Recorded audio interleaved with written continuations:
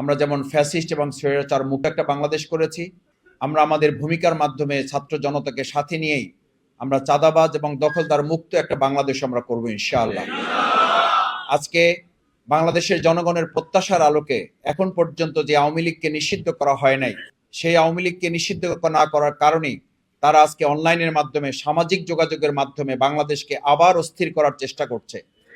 আমরা পরিষ্কার বলতে চাই, বাংলাদেশ জামাত ইসলামী ছাত্র জনতাকে সাথে করে নিয়ে তাদের যে কোনো অপতৎপরতাকে রুখে দেবে ইনশাআল্লাহ।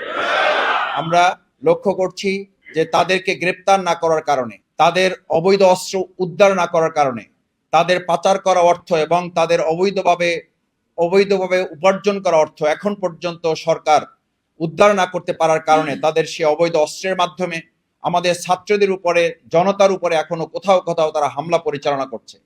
আমরা সরকারের কাছে দ্ব্যর্থহীন কণ্ঠে আহ্বান জানাতে চাই, দ্রুত সময়ের মধ্যে এই অবৈধ অস্ত্র, সন্ত্রাসী এবং পাচার করা অর্থ উদ্ধার করেই এই বাংলাদেশের মানুষের কাছে নির্বাচনের ব্যবস্থা করতে হবে।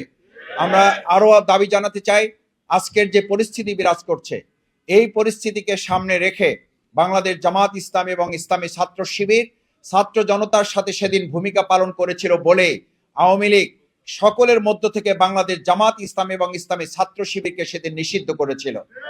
নিষিদ্ধ করার মধ্য দিয়ে দেশের মানুষের কাছে এটি পরিষ্কার করা হয়েছে, সেদিন আন্দোলন সংগ্রামের অগ্রপথিক হিসেবে বাংলাদেশ জামাত ইসলামী, ইসলামী ছাত্র শিবির জনতার হৃদয়ে স্থান করে নেতৃত্বের কাতারে ছিল বলে আওয়ামী লীগ আমাদেরকে টার্গেট করে নিষিদ্ধের তালিকায় নিয়ে তারাই গোটা পৃথিবীতে এখন নিষিদ্ধ হয়ে গিয়েছে। আমরা আমাদের প্রিয় অর্জিত এই দ্বিতীয় স্বাধীনতাকে আমরা এমন ভাবে কাজে লাগাবো, ভবিষ্যতে স্বৈরাচারের বিরুদ্ধে আন্দোলন নয়, বরং আর কোন স্বৈরাচার যাতে মাথা উঁচু করে দাঁড়াতে না পারে সেরকম একটা রাষ্ট্র, সেরকম একটা রাজধানী, সেরকম একটা ঢাকা মহানগরী আমরা প্রস্তুত করবো ইনশাআল্লাহ। আওয়ামী লীগের তৎকালীন নেত্রী তিনি দেশ ছেড়ে পালিয়েছেন, তাদের কিছু অনুসারীরা এখনো বিভিন্ন জায়গায় যারা উকিঝুঁকি দিচ্ছেন, কিংবা তাদেরকেও যদি কেউ আশ্রয় প্রশ্রয় দেওয়ার চিন্তা করেন, তাহলে তাদেরও আওয়ামী লীগের দোষর হিসাবে চিহ্নিত করে বাংলাদেশের জনগণ তাদেরকেও প্রতিরোধ এবং মোকাবেলা করবে। সেজন্য আমরা প্রত্যাশা করব, আমাদের জনগণের প্রত্যাশার আলোকে আওয়ামী লীগকে অতি সত্বর নিষিদ্ধ করে তাদেরকে আইনের আওতায় নিয়ে এসে সন্ত্রাসীদেরকে গ্রেপ্তার করে তারপরে বাংলাদেশের জনগণের প্রত্যাশার আলোকে একটি নির্বাচন দিতে হবে। তার আগে অবশ্যই জনগণের প্রিয় সংগঠন বাংলাদেশ জামাত ইসলামীর নিবন্ধন ফিরিয়ে দিতে হবে।